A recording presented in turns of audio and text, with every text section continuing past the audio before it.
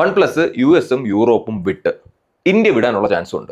Guys, യൂറോപ്പിലും US-ലും എല്ലാം OnePlus shut down ചെയ്ത ന്യൂസ്, അത് കൺഫേംഡ് ആയിട്ടുള്ള ന്യൂസ് തന്നെയാണ്, നിങ്ങൾ അറിഞ്ഞു കാണും. ഇന്ത്യയിലും അത് ഷട്ട് ഡൗൺ ചെയ്യാനുള്ള സാധ്യത ഉള്ളതായിട്ട് കേൾക്കുന്നുണ്ട്. പക്ഷേ OnePlus ഇത് ഇല്ല എന്നുള്ള രീതിയിൽ തന്നെ കർട്ടൻ റൈറ്റ് ആയിട്ട് പറയുന്നുണ്ട്. പക്ഷേ അതിനുള്ള പല സൂചനകളും നമുക്ക് നേരത്തെ OnePlus തന്നിട്ടുണ്ട്. ഒന്ന്, OnePlus-ന്റെ സർവീസ് എല്ലാം നമുക്ക് ഒപ്പോയുടെ സർവീസ് സെന്ററിലോട്ട് അവർ മാറ്റിയത്. അതായത് OnePlus-ന്റെ ഏത് കംപ്ലൈന്റ് ഉണ്ടെങ്കിലും നമുക്ക് ഒപ്പോയുടെ സർവീസ് സെന്ററിൽ കൊണ്ടുപോയാൽ മതിയായിരുന്നു. അതുപോലെ OnePlus-ന്റെ എല്ലാ ഓഫ്ലൈൻ സ്റ്റോറുകളും, അതായത് ഷോപ്പുകളെല്ലാം നിർത്തി, അതായത് നമുക്ക് കടയിൽ നിന്ന് OnePlus ഫോൺ വാങ്ങാൻ പറ്റത്തില്ല, ഓൺലൈനിൽ നിന്ന് മാത്രമേ വാങ്ങാൻ പറ്റുള്ളൂ എന്നുള്ള രീതിക്ക് കൊണ്ടുവന്നായിരുന്നു. ശേഷം ഇടയ്ക്ക് ഒപ്പോ കംപ്ലീറ്റ്ലി OnePlus-നെയും റിയൽമിയും മെർജ് ചെയ്ത് ഒന്നാക്കുന്നു എന്നുള്ള ഒരു കിംവദന്തി നമ്മൾ കേട്ടായിരുന്നു. കൂടാതെ ഇപ്പോൾ US-ലും യൂറോപ്പിലും ഒക്കെ OnePlus നിർത്തുന്നതിന്റെ ഭാഗമായിട്ട് കൂടി നിലവിൽ OnePlus ഫോണുകളുള്ള എല്ലാവരുടെയും OS, അതായത് ഓക്സിജൻ OS മാറി നെക്സ്റ്റ് അപ്ഡേറ്റോട് കൂടി മിക്കവാറും കളർ OS, ഒപ്പോടെ കളർ OS ആയിരിക്കും ഇനി വരുന്ന അപ്ഡേറ്റിൽ OnePlus-ന്റെ ഫോണുകളിലേക്ക് വരാൻ സാധ്യത കൂടുതൽ. അതിപ്പോൾ US-ലും യൂറോപ്പിലും മാത്രമല്ല, അറൌണ്ട് ദ ഗ്ലോബ് OnePlus ഫോണുകൾക്കെല്ലാം ഈ ഒരു പുതിയ കളർ വോയിസ് ആയിരിക്കും പുതിയ അപ്ഡേറ്റിൽ മിക്കവാറും കിട്ടാനുള്ള സാധ്യത. കൂടാതെ വേറൊരു സംഭവം ഉണ്ടായിരുന്നു. അതായത് നിങ്ങൾക്കറിയാം, ഹാസൽബ്ലാഡിന്റെ കൊളാബിലായിരുന്നു OnePlus-ന്റെ ക്യാമറകളെല്ലാം ഇറക്കിക്കൊണ്ടിരുന്നത്. അത് പക്ഷേ OnePlus 15 ഇറങ്ങിയിടം മുതൽ അതിൽ നിന്ന് മാറ്റിയിട്ട് കംപ്ലീറ്റ്ലി ഒപ്പോയുടെ ഫോണുകളിലാക്കി ഹാസൽബ്ലാഡിന്റെ കൊളാബറേഷൻ. സോ ഇതെല്ലാം പറയാതെ പറയുന്നത് മിക്കവാറും വലിയ താമസമില്ലാതെ മൊത്തത്തിൽ OnePlus-നെ ഒപ്പോ വീഴും. അതായത് ഇന്ത്യയിൽ നിന്നും OnePlus അപ്രത്യക്ഷമാകാനുള്ള ചാൻസ് കൂടുതലാണ്. പക്ഷേ നിലവിൽ OnePlus ഫോൺ ഉള്ളവരൊന്നും പേടിക്കേണ്ട കാര്യമില്ലെന്നാണ് എനിക്ക് തോന്നുന്നത്. ബിക്കോസ് നിങ്ങൾക്ക് കിട്ടേണ്ട പ്രോപ്പർ ആയിട്ടുള്ള അപ്ഡേറ്റ്സും കാര്യങ്ങളും എല്ലാം ഉറപ്പായിട്ടും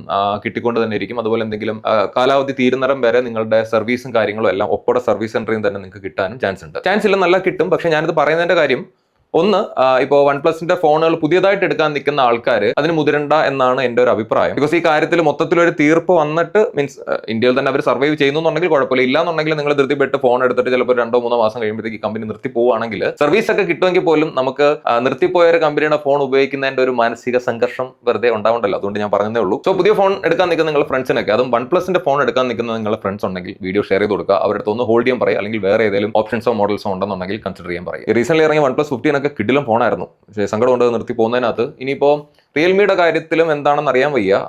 റിയൽമിയും മെർജ് ചെയ്യുന്നു എന്നൊക്കെ ചില ന്യൂസുകൾ കേട്ടിരുന്നു. വ്യക്തമായിട്ടുള്ള പിക്ചർ ആക്ച്വലി ഇപ്പോഴും ആയിട്ടില്ല. സോ ഞാൻ ആ ഒരു മുന്നറിയിപ്പ് പറയാനായിട്ട് വന്നാണ് ഗൈസ്. അത്രേ ഉള്ളൂ. ബൈ.